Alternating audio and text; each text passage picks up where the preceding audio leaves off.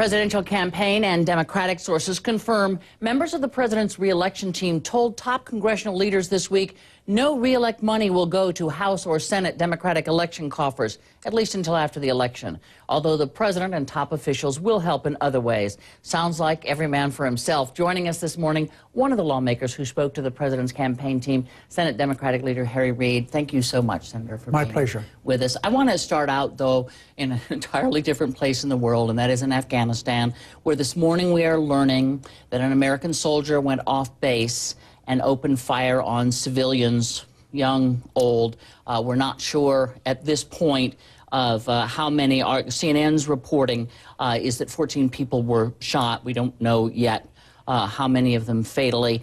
He turned himself in apparently after this. I know that you have supported the president's plan for withdrawal. I want to first get your reaction to this soldier going rogue, which is what it appears to be, and then ask you whether over time you have rethought whether we ought to speed up that withdrawal time.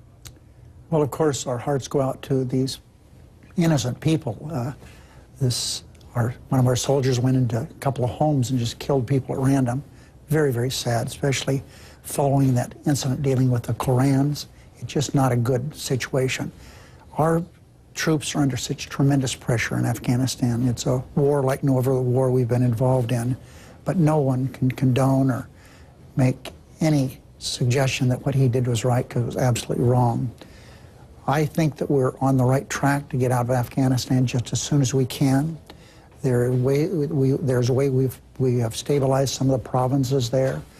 There's conversations going on with Karzai now. We've turned over the big prison to them. In the next 6 months, we'll turn that over to them.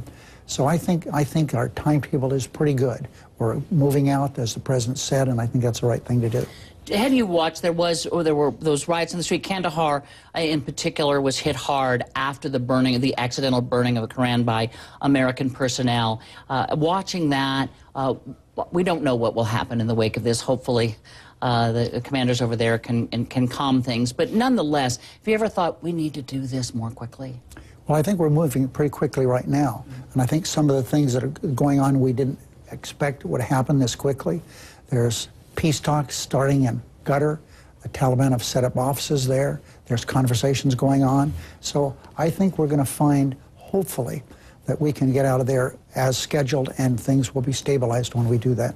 Let me move you back to this country and domestic things, particularly domestic politics.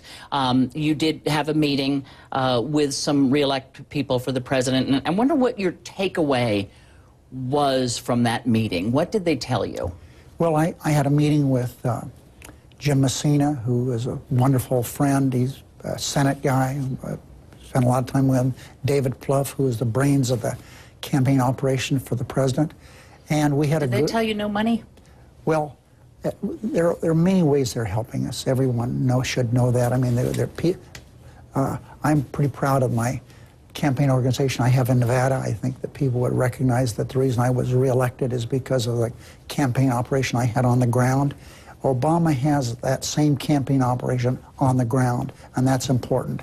And I don't know why anyone's concerned about the conversations we had. It's the same conversation I've had with presidents over the years.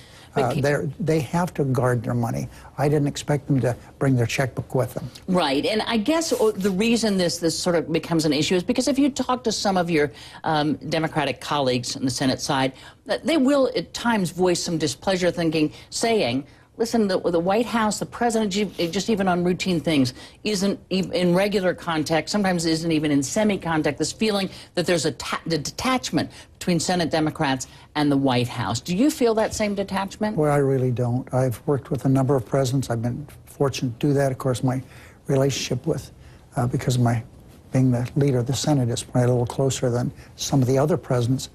But I can place a phone call anytime. It's returned immediately. He's got staff around him that I care about a great deal. Pete Rouse, his new chief of staff, is a wonderful man. Rob Neighbors, who works with him, we meet every week for at least an hour. I feel very good about my relationship with the White House and the Senate's relationship. Let me, I want to put up some numbers for our audience. The question, you've seen these polls, how is Congress handling its job? The approval rating for Congress right now is 10%. The disapproval rating is 82%. I wonder if you believe at this moment that you will hold on to the majority in the U.S. Senate on the day after the election. First of all, if they had polled me, I would have been in with the majority here. I think Congress looks bad. I think the obstructionism we've had over the last two Congresses, but especially this one, has turned the American people. What the Republicans have done, stopping us from doing the most simple things. Is it all their fault?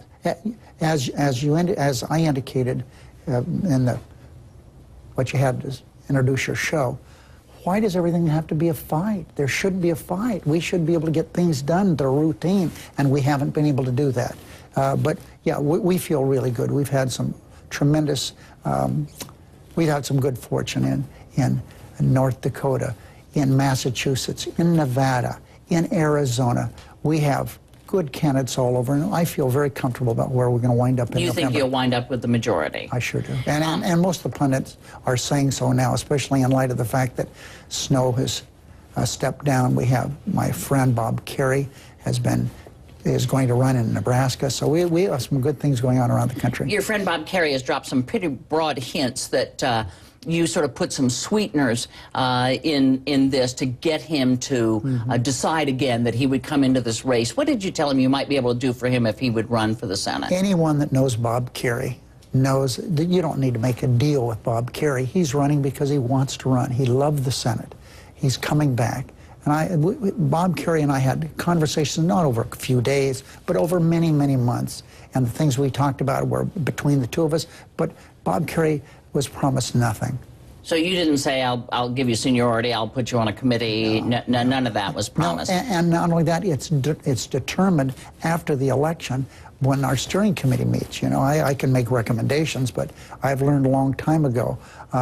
For example, when Arlen Specter switched parties, you know, he's writing in his book, well, Reid didn't deliver what he thought he would do. I told Arlen, I'm going to try to do something to help you, but hey, as things worked out, more senior members of the Senate didn't want to give him the seniority. So I learned my lesson then. Don't make any promises. I want to get back, just backtrack a little to something you said, and that is that you do blame Republicans for the low rating of Congress. Is there nothing that the Democrats are doing to add to this? Well, you know, there's a lot of things that... By this, I mean the stalemate. Oh, sure. We've really tried. I mean, I'm there. I tried it on... You know, why should we have right now more than 20 judges held up, many of them from last year, reported out unanimously? These are things that have never been done before. So we have had on the most mundane, simple, routine matters, they've stopped us. And as I said, if I were being polled, how do you feel about Congress? I would be with 80% saying, not very good. Let me ask you, 11 of your Democrats defected and went over and voted for building the Keystone Pipeline. What is the message to the White House from the Democrats as a result of that vote? Well, the message is pretty simple. The pipeline, half of it's being constructed as we speak. The owners of that pipeline have filed new applications to get rid of some of the contention that's in their original application. I think it's very clear that the amendment that we have, we'll vote on this coming week, says that if they want to build it here, they have to sell the product here. And so I think people, and many exaggerations about tens of thousands of jobs, half of it's being built right now. So this is something that the Republicans have raised as an issue to lower the price of oil. It won't lower the price of oil. Construction won't be completed for a long, long time. And under the way it's constructed now, all the oil would be sold elsewhere. We can't have that. Let me ask you... When I say elsewhere, I mean to some other country. Right.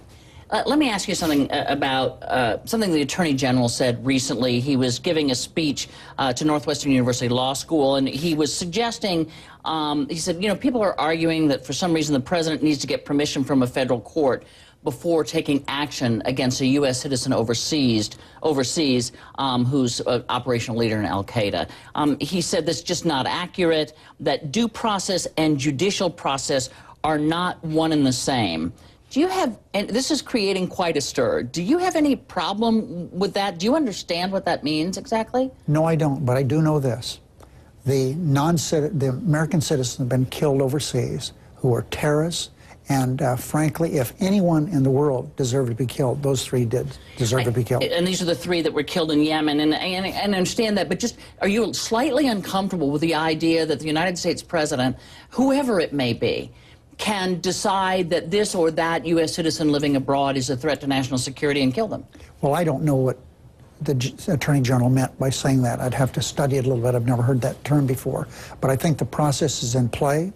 I think it's one that I think we can live with. And I think with the international war on terror that's going on now, we're going to have to make sure that we have the tools to get some of these people who are very bad and comply with American law. And you think that the president should be able to make that decision in conjunction with the folks in the administration, without going to a court, without going to you all, anything? There is a war going on. There's no question about that. He's the commander-in-chief, and there's been guidelines set, and if he follows those, I think he should be able to do it. Senator Harry Reid, Majority Leader in the U.S. Senate, come back and see us again. Thank you so much. You're sure welcome, Candy.